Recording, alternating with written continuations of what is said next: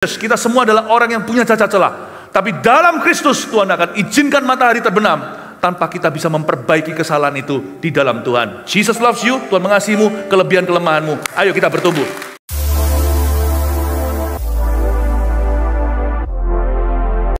Judul yang ini adalah anak-anak Tuhan itu terang semua. Kita semua itu harus menjadi anak terang.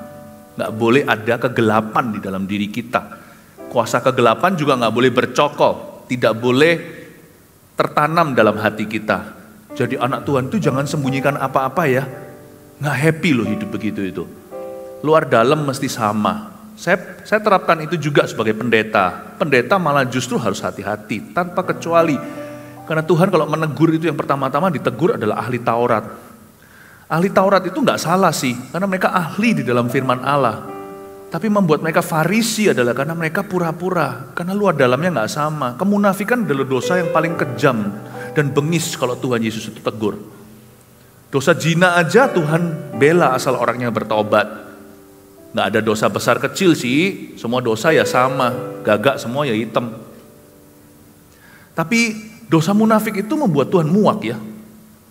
So please be hati-hati, apalagi di kota besar seperti Jakarta. Kata haleluya dan sebagainya itu udah biasa di mulut orang-orang percaya, shalom apalagi. Be careful, for God sees the heart. Karena Tuhan melihat hati. Anak-anak Tuhan itu terang semua. Anak Tuhan itu terang semua hatinya. Wajahnya itu loh terang-terang. Ini gak ada hubungannya dengan kompleksitas kulit kita. Kulit kita itu mulus atau jerawatan, atau warna kulit bahkan.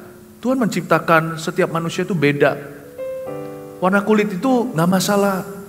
Yang putih seperti orang-orang barat, kepingin santen, kepingin dibakar matahari supaya sawo matang. Yang sawo matang kepingin putih, makanya beli lotion bengkoang. Apa hubungannya sih? Ditipu nanti, dibohongin. Saya loh, mau hitam gak bisa. Saya itu mau hitam, kepingin. Menurut saya orang-orang kalau warnanya gelap itu tuh keren. Jadi kalau saya ke Bali atau lagi kalau di Israel lagi harus pimpin jemaat di situ, saya keliling itu, saya sengaja cari matahari. Sebelum COVID-19 saya memang cari vitamin D. Tapi nggak bisa, saya ini memang sudah begini. Jadi kalau semuanya saya mau hitam sedikit itu merah kayak orang Indian American. Lalu kembali putih lagi, nggak bisa saya ini. Jadi janganlah ganti apa? Nggak perlu kita hanya rawat diri, nggak perlu kita itu menolak diri. Ya, nggak ada hubungannya sama complexity. Nggak ada hubungannya.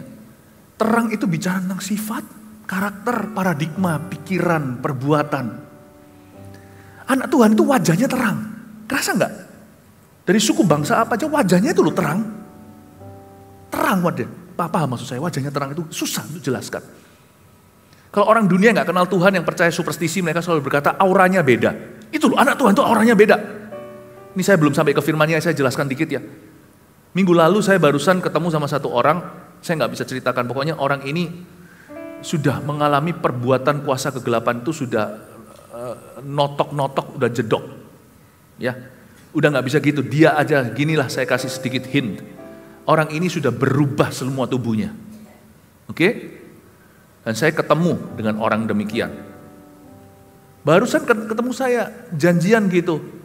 Mau sapa, hai gitu, dia juga mau bilang hai, langsung banting ke tanah, setannya keluar-keluar. Dan setannya gak berani berkata, terang, aku terang, terlalu terang. Lalu keluar berubah suaranya berkata, aku mau dia.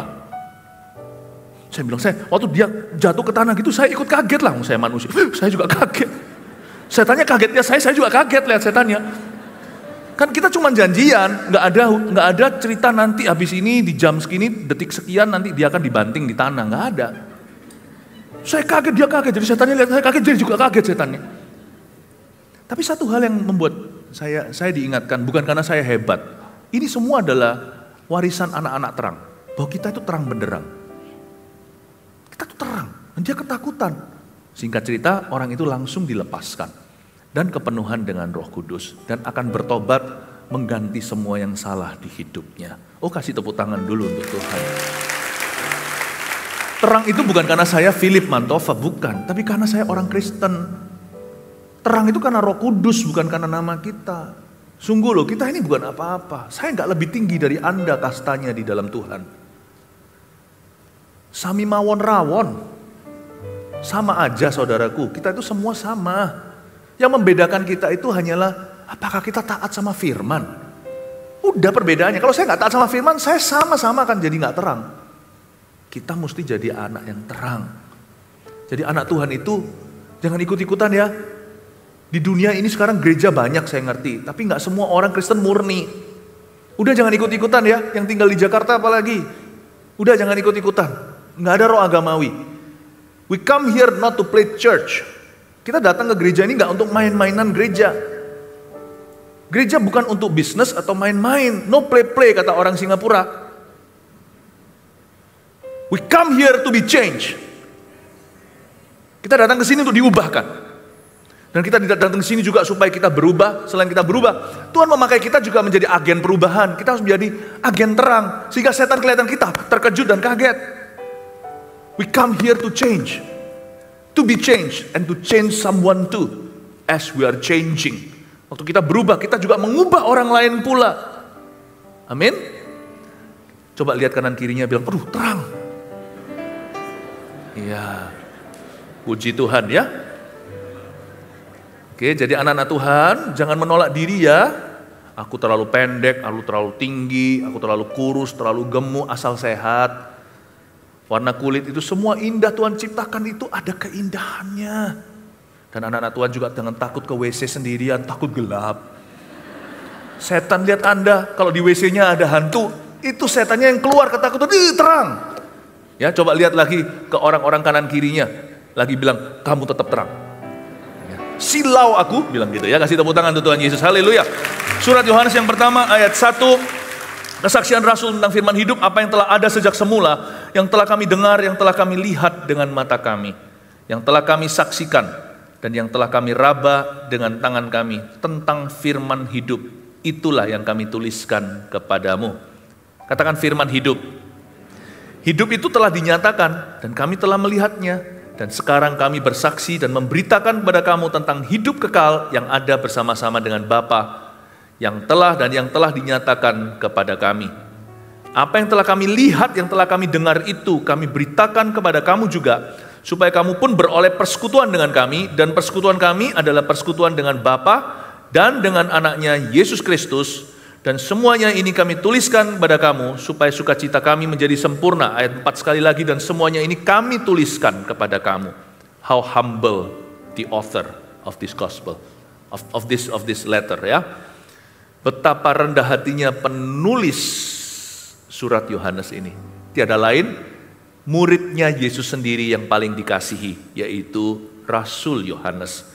Dan semuanya ini kami tuliskan kepada kamu, padahal dia yang tulis sendiri, tapi dia sebut dirinya kami. Kalau kita itu mau betul-betul terang benderang, harus jadi team player. Jangan aku melulu, angkat orang lain juga. Jangan berubah sendirian. Gak ada anak Tuhan itu berkata, aku doang yang diselamatkan. Cepat lambat seluruh isi rumah tangganya pun akan diselamatkan. Kisah Para Rasul 16 ayat 31. Barang siapa percaya kepada Yesus, dia selamat, seluruh rumah tangganya pun akan ikut selamat. Gak ada orang itu yang terang sendirian. Mana ada lampu yang berkata, gua doang yang terang. Lampu pasti kalau itu terang, semakin terang, dia pasti membuat seluruh ruangan itu benderang.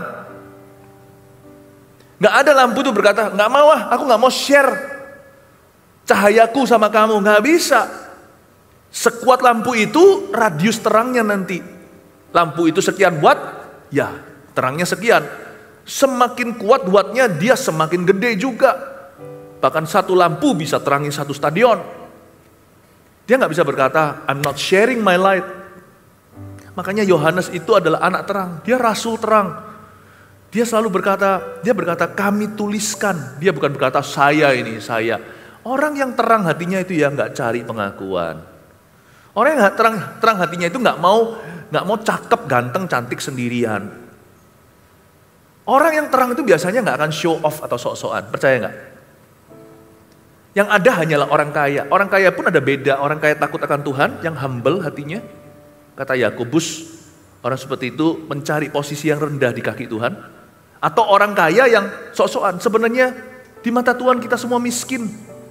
Jadi jangan minder yang miskin harta, asal hatimu terang. Anda lebih kaya di mata Tuhan daripada orang yang lebih kaya daripadamu. Itu hanya materi yang gak dibawa sama sekali masuk ke kuburan. Dimakan pun keluar di jamban.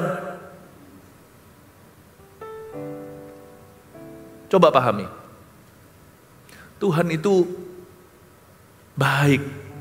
Anak terang itu gak perlu aku. Aku itu pelan-pelan semakin dikikis. Dia harus makin bertambah. Ku harus makin berkurang. Semakin suka kami. Lihat anak terang. Rumahnya itu akan terang. Paling enak itu ya menikah dengan anak terang. Karena orang itu pasti angkat pasangan. Tidak mungkin dia sendirian. Nggak ada itu temanku, itu teman gua, itu teman lu. Itu uangku, itu uangmu. Nggak ada. Semua orang-orang yang diubahkan hatinya itu team player semuanya. Pasti dia itu melibatkan. Kerajaan Allah itu nggak eksklusif. Kerajaan Tuhan itu inklusif. Hanya eksklusif kalau Ananias Safira coba main-main dalam gereja, mencoba masuk di dalam tim pengurusan, lalu mencoba untuk menyetir dan mengaturnya, sementara korupsi hatinya, yang gitu eksklusif. Tuhan buat dia mati di tempat. Jatuhlah hukuman. Sehingga orang-orang di zaman Kisah Para Rasul, mereka gak berani bergabung sama orang Kristen. Bukan karena apa? Karena orang Kristen itu gak gosipan. Mereka gak bisa, kalau mau gabung sama orang Kristen itu mereka takut nanti ketahuan dosanya. Sekarang beda, gereja jadi busuk namanya. Gara-gara ada beberapa ulah orang Kristen bahkan hamba-hamba Tuhan. Kita ini harus hati-hati, kita membawa nama Tuhan Yesus kemana-mana. Anak-anak terang itu, ya anak-anak terang itu pasti akan mengangkat pasangannya. Jadi makanya itu sekarang saya mengerti, janganlah kamu jadi pasangan yang tidak sepadan dengan orang-orang yang tidak mengenal Tuhan, mereka yang belum percaya. Kesamaan apa yang ada antara kamu dengan dia? Makanya anak-anak Tuhan jangan sembarang kawin. Jangan menikah dengan orang yang di luar Kristus. Yang dalam Kristus saja banyak yang pura-pura. Anak terang itu orang yang hidupnya diubahkan ya. Itu seluruh pernikahannya pun akan terang. Dia gak akan berkata sama pasangannya, lu gak usah tahu. Buat apa kamu mau tahu? No, dia pasti akan inklusif. Come into my life. Let me tell you honey, what happened to me. Tak ceritai ya, tadi apa aja yang terjadi. Wow. Coba praktekkan ya. Bersinarlah dalam keluargamu sendiri. Coba praktekkan ini dalam pernikahan Anda.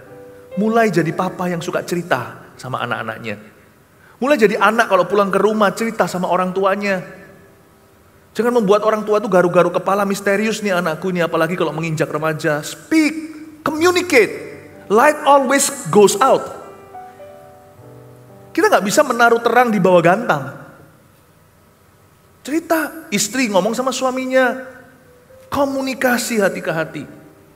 Belajar dari Yohanes dan semuanya ini kami tuliskan. Wong dia tulis sendiri. Tapi dia sebut rasul-rasul yang lain. Aku gak mungkin bisa tulis semua ini kalau aku gak belajar dari Petrus juga. Kalau aku gak belajar dari orang-orang lain. Yohanes waktu menuliskan ini, dia berusia tua sekali. Surat Yohanes ini ditulis sekitar di abad 85 sampai 90 setelah Masehi. Sesudah Masehi. Ya, Masehi itu ukuran takaran Kristus datang ke dunia. Jadi waktu itu Yohanes udah umur berapa? I don't know. 100 maybe? Ini orang udah tua sekali. Semua rasul lain sudah mati termasuk Paulus. Semua sudah meninggal, semua sudah dimartir kecuali dia. Dan surat ini ditulis persis sebelum Yohanes dibuang ke Patmos dan menulis kitab terakhirnya. Kitab apa? Siapa yang tahu? Kitab Wahyu. Jadi Rasul Yohanes ini satu dari 12 murid Yesus yang paling dikasih ini menulis firman ini. Dan ketika semua rekan-rekannya udah mati pun dia nggak lupa. Lihat ya, belajar dari Yohanes, son of the thunder. The Sons of Thunder ini dia dan saudaranya Yakobus disebut sebagai anak-anak halilintar. Mereka itu dulu orangnya emosian, marahan, sukanya tukaran, sukanya berantem sama orang. Diubah menjadi makhluk kasih. Bahkan semua rekannya sudah mati pun dia nggak lupa jasa mereka. Lihat itu, anak-anak Tuhan itu nggak pernah lupa sama jasa orang. Kalau ada orang ngaku-ngaku Kristen, hutang lalu pura-pura lupa, itu bukan anak Tuhan. Dia hanya orang Kristen doang. Itu Kristen KTP-an. Jasa orang aja dia gak lupa, apalagi tanggung jawabnya. Saya belajar sebagai seorang hamba terang. Saya nggak pernah melupakan loh dalam hidup saya siapa pernah bantu saya dalam hidupku. Apalagi ketika kita belum apa-apa. Apalagi ketika kita berada di arus bawah, ketika kita terpuruk, ketika kita dalam masalah. Jangan pernah lupa, never forget who has been kind to you. Tapi kalau kita yang baik sama orang, jangan diingat-ingat. Ingat nggak dulu aku pinjemin, aku bantu, nggak usah. Kalau kita yang berbuat baik sama orang, pikunlah. Sehingga orang yang ingatkan, dulu kamu pernah gini loh sama aku gitu. Oh iya, masa ya? Oh iya, kayak seperti first time you hear the news, seperti pertama kali Anda mendengarkan kabar itu. Ya, minta sama Tuhan karunia pelupa. Kalau itu soal jasa Anda. Tapi kalau jasa orang lain jangan lupa ya. Diingat, dibesar-besarkan. Oh, kalau orang yang baik sama saya di masa-masa saya susah dulu, saya nggak pernah lupa. Bener. Ada satu ya, zaman saya dulu sekali waktu baru pulang ke Indonesia, saya masih memulai bisnis kecil-kecilan. Saya dalam masalah, bukan dibantu secara moneter, enggak, dia bantu saya. Waktu saya butuh satu tempat untuk gudang atau apa, dia kasih saya, pakai aja, Philip pakai aja. Hari ini dia datang ke Indonesia, saya nggak mau lupa, saya tawarin saya yang terus berinisiatif, mau pinjam apa? Saya pinjemin supir saya pinjemin mobil saya pinjam, nggak pernah saya akan lupa. Nggak pernah saya lupa. Saya akan kejar, saya itu forever, selama-lamanya itu berutang budi sama orang yang pernah baik. Pernah aja, gak usah selalu baik. Ya. Tapi kalau kita yang baik, lupakan. Kalau jasa orang aja kita gak boleh lupa, apalagi hutang piutang. Bro, hutang lu kapan dikembaliin? Itu loh, aku dulu pinjemin kamu 200 juta. Oh masa ya, kapan ya aku hutang ya? Oh minta 1 jitak sorga ya. Kalau yang seperti itu kita doakan aja supaya dia demensia. Sekalian, oke Pak, sini bro saya doakan. Jangan Anda berkati aja. Orang yang jahat sama Anda berkati, panggil pendeta Anda. Saya doakan dia demensia. Oh jangan saya nggak pernah gitu, Kofuji. Kalau saya doakan demensia sembuh soalnya, kalau Kofuji ya. Pura-pura lupa, ya sekalian lupa sekalian sana jadi penyakit. Never. Orang Kristen nggak boleh lariin duit orang lain. Udah simple aja, dunia gak lihat hati. Dunia lihat bukti, Tuhan lihat hati. Jangan berkata, yang penting hatinya Tuhan, aku berkemauan. Omong kosong. Balikin, hai Sakeus, 4 kali lipat kalau perlu. Orang itu rugi berapa? Justru kalau dia gak hitung bunga, kembaliin berlipat ganda. Balikin sum atau amount atau jumlahnya. Lalu kalau setelah itu, kirim makanan 2 minggu ke rumahnya. Ya itulah bunganya, gak tentu punya duitnya. Kirim rumah. Kirim makanan-makanan sama dia dan berkata terima kasih, diterima atau enggak. Tunjukkan niat baik, goodwill-nya. Di dunia ini terlalu banyak orang Kristen. Tapi Kristen-Kristenan, sungguhan. Sedihnya gitu. Dikit anak terang, banyak yang dipanggil, banyak yang memanggil dirinya Christianity, Kristen. Sedikit yang dipilih. No. Kita, Gereja Mawar Sharon di Surabaya, di Jabodetabek khususnya, kita tidak sedang mengumpulkan rumput. Kita sedang mengumpulkan buah. Kita sedang mengumpulkan gandum. Bukan mengumpulkan jerami. Gereja bukan asiknya rame-rame. Sekalipun sekarang kita berkembang. Ini belum apa-apa. I promise you. Disciples, murid-murid Yesus di Mawar Sharon ini akan menyebar kemana-mana. Dan kita akan menjadi 1 juta muridnya.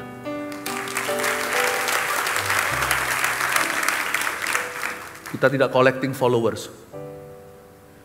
We plan our churches to change people, to the ways of people. Bukan nambahkan angka jumlah gereja yang ada di Indonesia. We want to change you. If you don't want to be changed, this is the wrong church for you. Terjemahannya begini.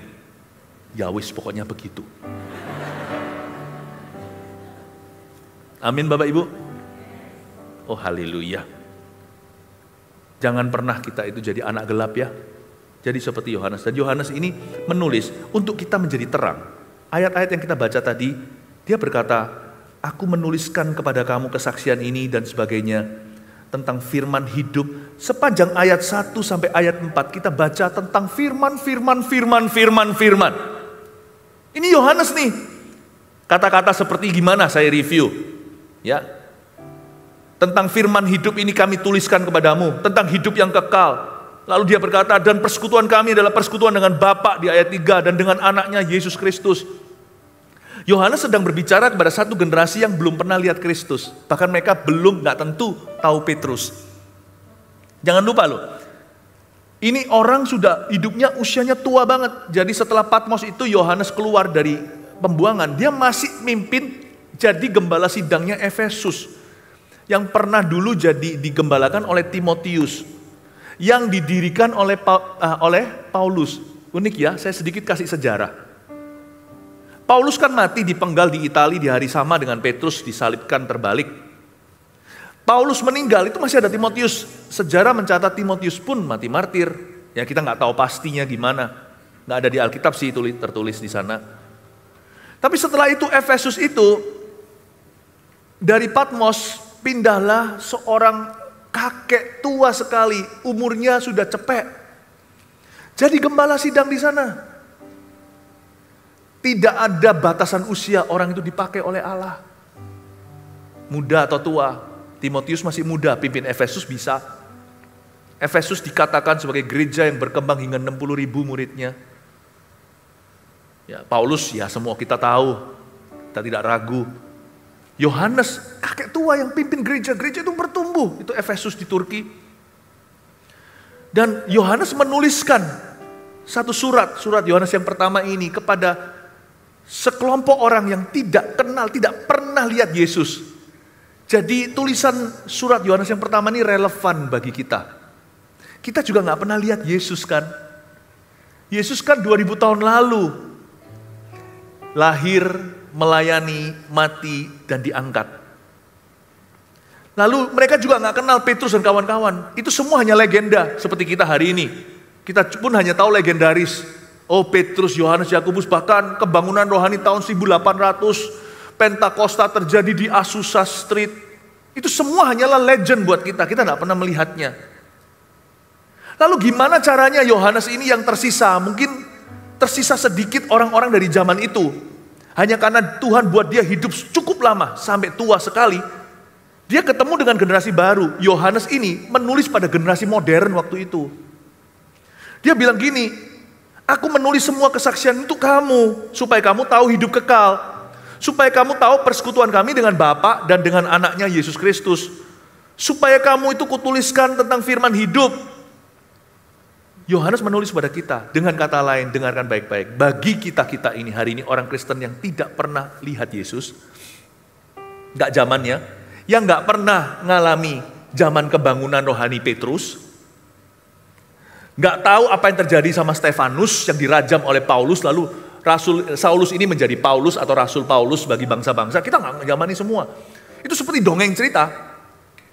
Yohanes berkata, hendaklah kamu rajin membaca firman Allah. Itu pedomannya supaya kita itu sama DNA, colornya nggak berbeda.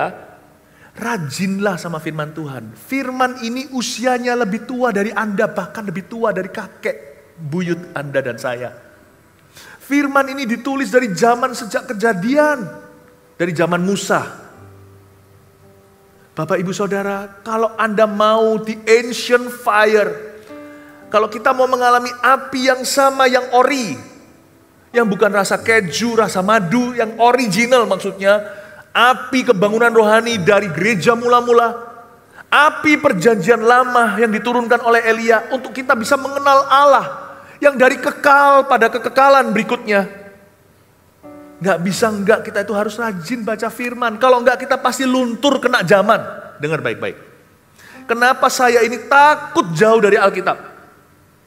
Saya enggak memberhalakan Alkitab. Alkitab ini tetap adalah terbuat dari kertas. Punya saya dibungkus kulit.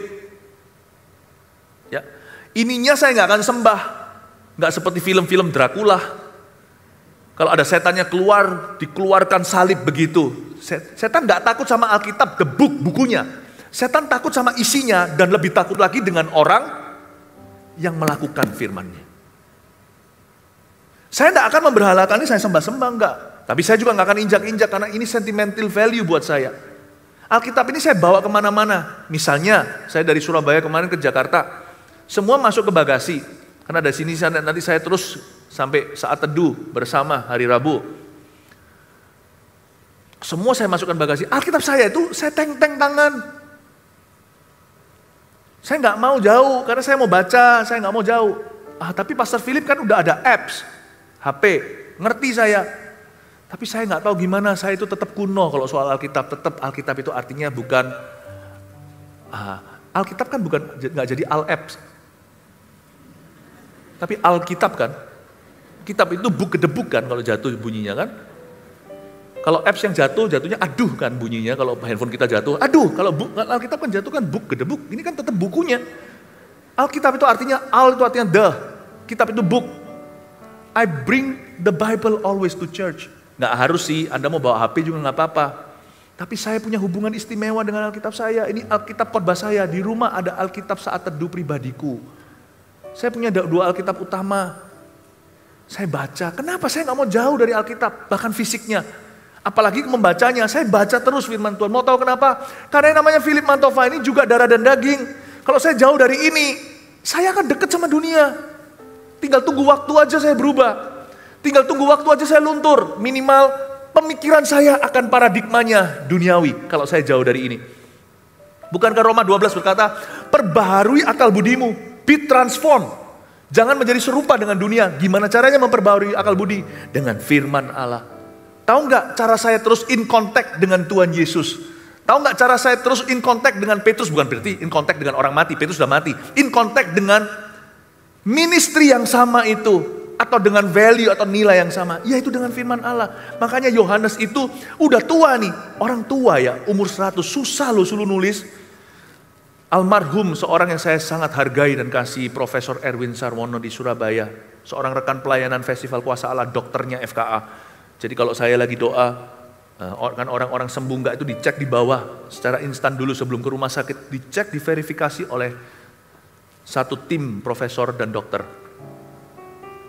Beliau waktu umur 80 sekian. Anak saya bawa ke sana karena beliau adalah dokter keluarga kami. Untuk nulis resep. Bergetar gini, nggak bisa, sampai disalahkan pennya saya diam aja, karena mungkin dia malu, nggak bisa nulis. Dia berkata ini pennya saya diam aja, nggak apa-apa. Saya toh sengaja bawa anak saya ke sana, padahal saya bisa bawa ke dokter lain, karena saya menghargai beliau yang menangkap anak ketiga anak kami pada waktu dilahirkan. Ya, tapi beliau sudah bersama dengan Tuhan Yesus sekarang. Getar gini loh. Saya bilang it's okay Prof, it's okay, nggak apa-apa. Nanti saya beli sendiri, saya ngerti kok obat yang dimaksudkan. Thank you. Oke. Umur 80 sekian. Begini. Yohanes, cepet. Suruh nulis 1 Yohanes, 2 Yohanes, 3 Yohanes. Come on lah, terlalu kejam kita ini. Kenapa dia belanin tulis? Kalau dia nggak tulis, we will be the lost generation. Harus gua tulis ini, dia bilang. Harus saya tuliskan. Karena mereka nggak pernah zamani Petrus. Cerita Petrus jalan di atas air itu dongeng belaka. Yesus terlalu jauh, terlalu sempurna. Dia tuliskan. Jangan sia-siakan semua penulis Alkitab Kejadian sampai Wahyu. Jangan hanya mau disuapin khotbah. Baca Bapak Ibu, kalau orang yang membacanya dapat sekian waktu dikhotbahkan. Tapi orang yang tidak membacanya dapatnya minimal. Sungguhan. Saya juga bisa merasakan loh di dalam crowd yang orang baca Alkitab dengan tidak, itu saya bisa rasakan. Kalau saya di tengah-tengah crowd yang hanya mereka kejar KKR, dengan di tengah itu kerasa sekali khotbah saya kan dangkal. Tapi kalau saya di tengah-tengah crowd yang semuanya murid, saya bisa ngeflow masuk dari satu pewahyuan ke pewahyuan. Orang keluar itu membawa maksimal. Read your Bible. It is the apostolic cry, the prophetic cries. Itu adalah seruan, tangisan, jeritan profetik. Nabi-nabi, rasul-rasul, bacalah. Supaya kalian tetap kontak dengan kami. Bukan kontak sama orang mati. Supaya kalian tetap kontak dengan with the Holy Spirit. Amin.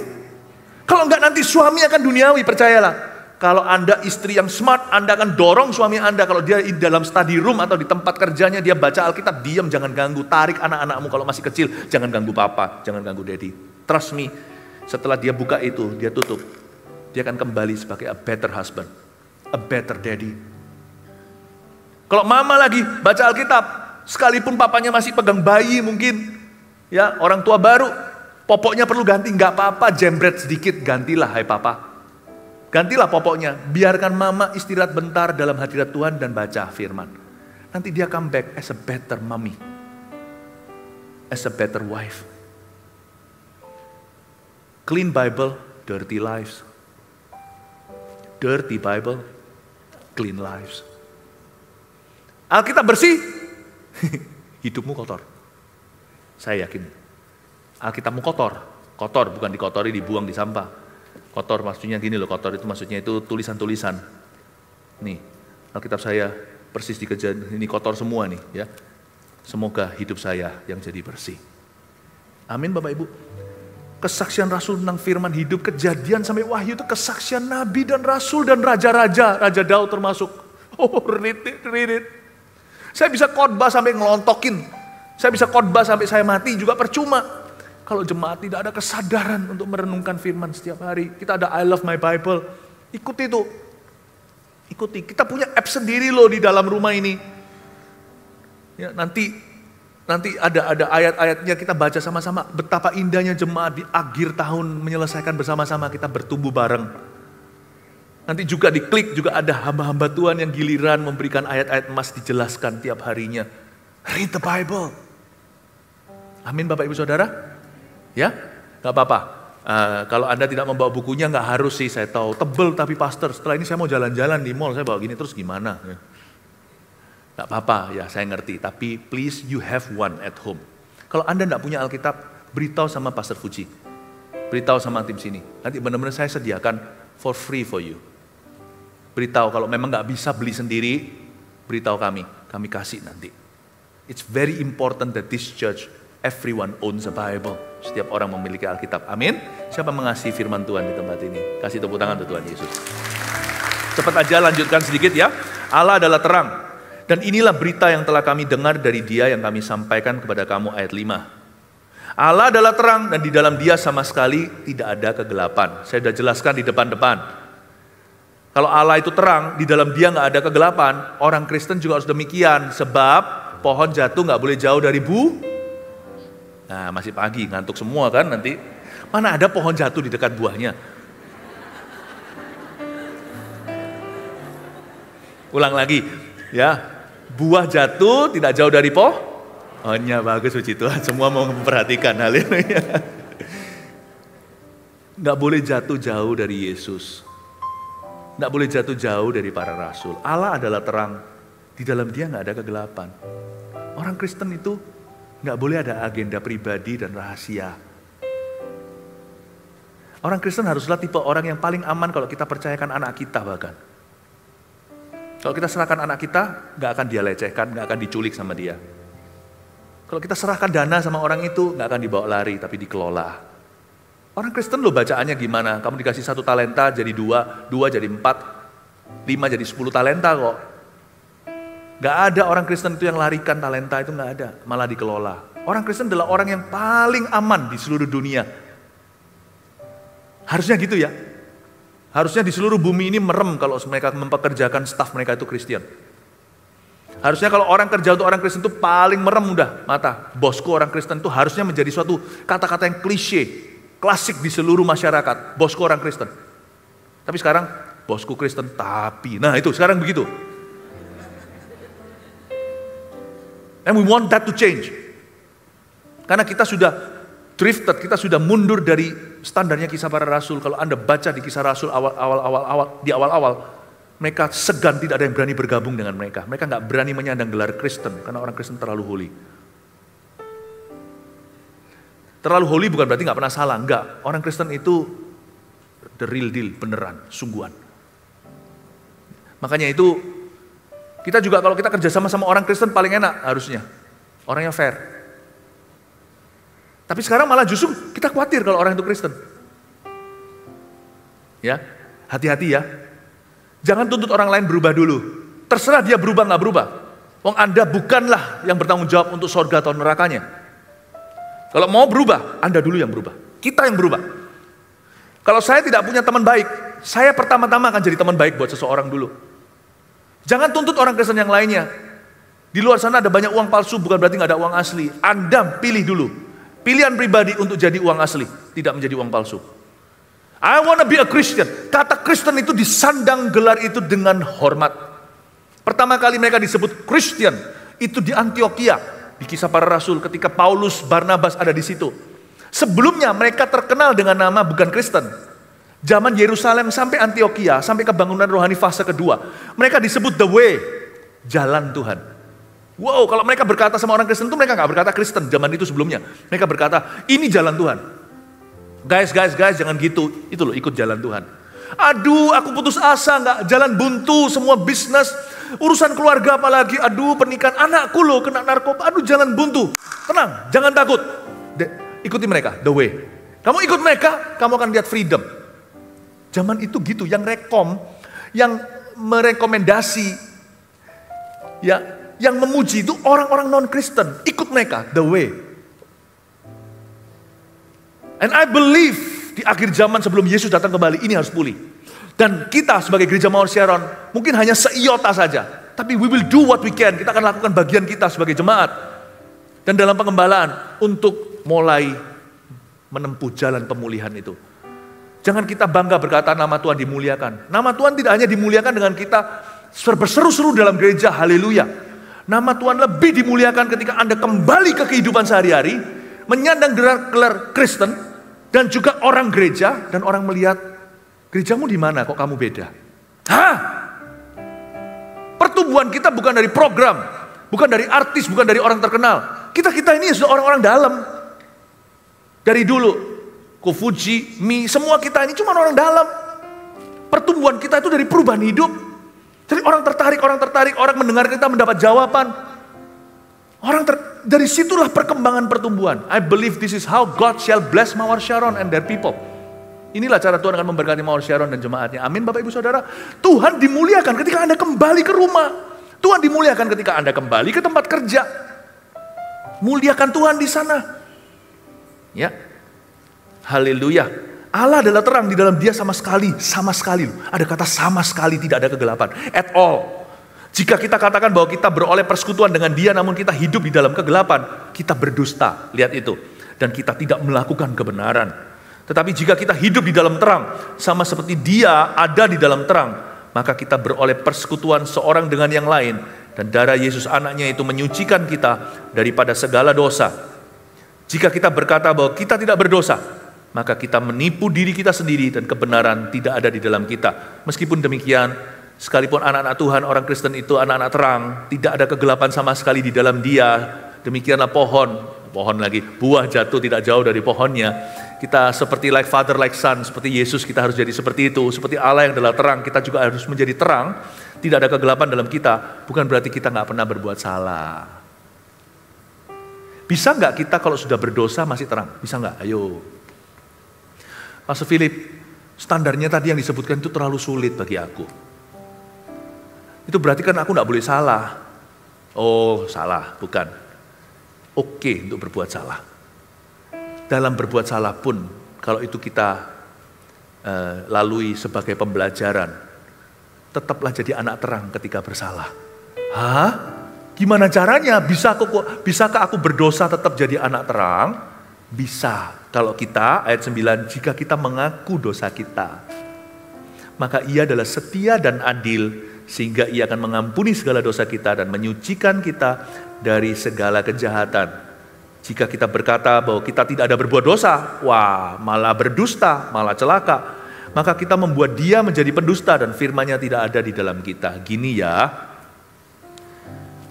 kan dikatakan bahwa anak-anak Tuhan itu terang semua, bukan berarti kita nggak pernah make a mistake.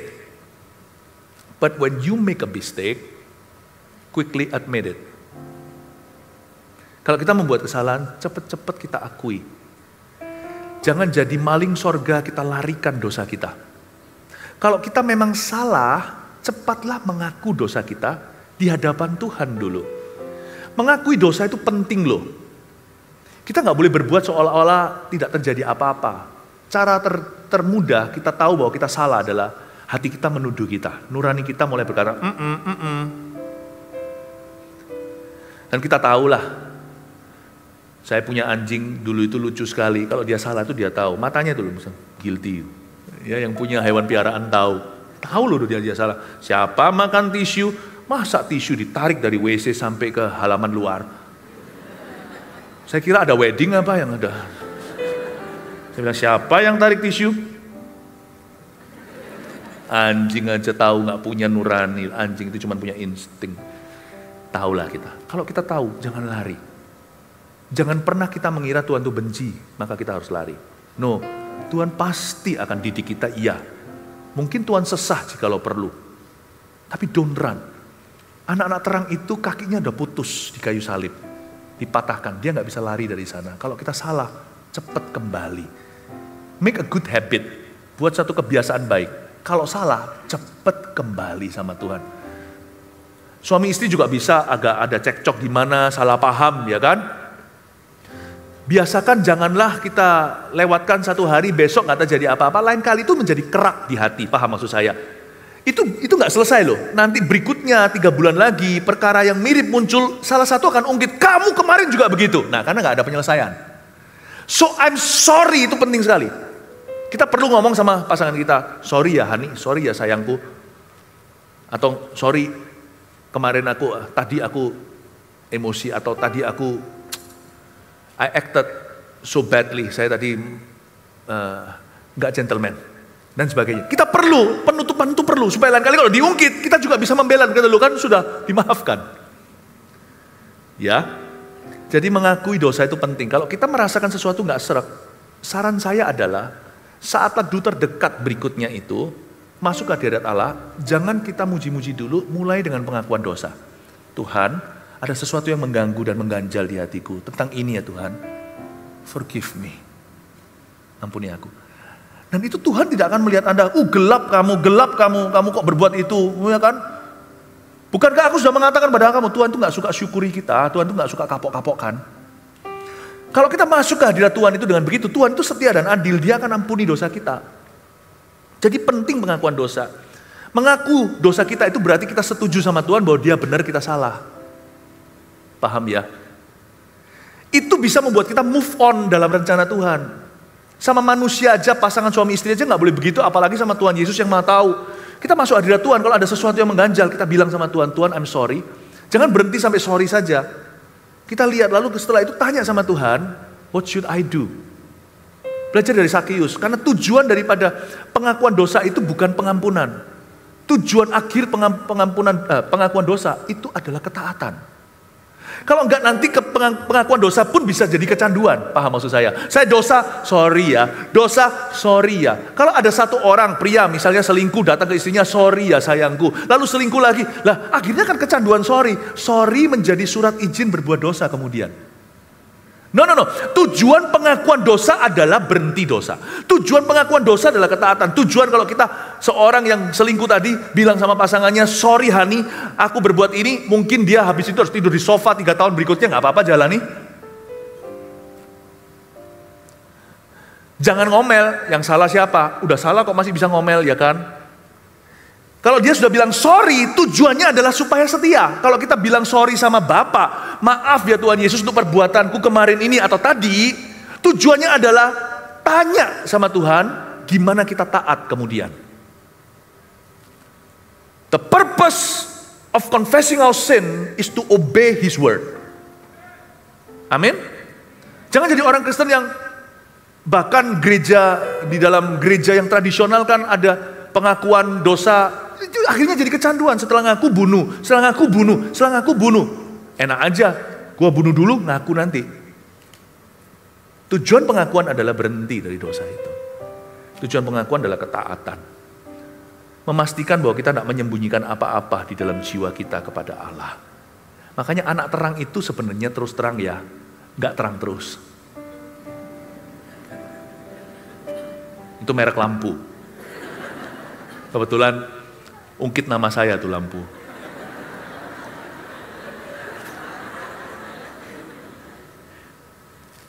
Jujur ya, gak ada di antara kita termasuk saya itu terang terus. I make mistakes every day. Saya gak mau munafik, I make mistakes every day. Saya pernah sekali marah terlalu berlebihan sama anak saya, Jeremy. Ya, karena dia terlalu mirip sama saya. Dan karena saya lihat dia, lo kok begini, lo begitu ya kan. Suatu hari, saya pernah rangkul dia dan berkata, sebagai papa nih, gak gampang, sungguhan terus terang gak gampang. Jeremy, sorry ya, Daddy too harsh on you. Saya punya anger, kemarahan lebih besar daripada kesalahanmu. I'm sorry ya. Saya gak mau lari, saya gak mau izinkan besok malam, jangan sampai matahari terbenam. Saya rangkul dia, dan sukain, seringkali anak saya termasuk Jeremy berkata, it's okay Daddy, it's okay. Padahal harusnya dia marah, it's okay Daddy. Itu membuat saya timbal balik lain kali kalau dia salah, saya juga gampang berkata, it's okay Jeremy. Saya ngomong sama mamanya ingatkan, kamu terlalu keras sama anaknya. Saya gak pernah pukul ya, saya gak pernah pukul anak. Apalagi udah gede gini, gak berani saya pukul. Ya pukul sakit sendiri, aduh. Kadang-kadang mamanya ingetin saya, kamu mesti harus, kadang-kadang sama anak sendiri itu standar saya tinggi sekali. Jadi lebih enak jadi jemaat saya. Sama anak saya itu tingginya super tinggi, saya punya standar. Nah itu saya harus turunkan. Karena itu mamanya beritahu, kamu terlalu keras. Ya, saya minta maaf dulu sama dia, saya minta maaf sama mamanya. Sorry ya, aku terlalu keras sama anak kita. I make mistakes every day. Good news to you. Good news. Shalom jemaat saat teduh nih, saya buat kesalahan setiap hari. Ya, saya minta sama Anda belajar satu hal hari ini yang saya mau sharekan. But I'm good at one thing. I'm very good at this. Learn from me. I'm very good at fixing my mistakes. Saya sangat cepat. Saya gercep.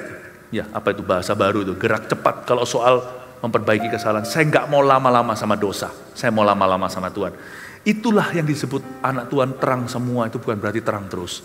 Tapi kalau kita sekali-kali gelap, cepatlah kembali, jangan lari, dan kita kembali pada ketaatan. Tujuannya itu, jangan kita sok-sokan berkata ayat 10, kalau jika kita berkata bahwa kita nggak berbuat dosa, kita membuat dia menjadi pendusta. Don't ever say I'm perfect, no one is. Coba saya tanya di sini, siapa di sini sempurna di matanya sendiri? Who is perfect? Kalau siapa berani angkat tangan, hari ini Anda jadi imperfect.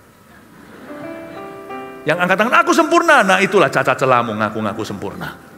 Amin Bapak Ibu Saudara. Good news, we are all people with blemishes. Kita semua adalah orang yang punya cacat celah. Tapi dalam Kristus Tuhan akan izinkan matahari terbenam tanpa kita bisa memperbaiki kesalahan itu di dalam Tuhan. Jesus loves you, Tuhan mengasihimu, kelebihan kelemahanmu. Ayo kita bertumbuh.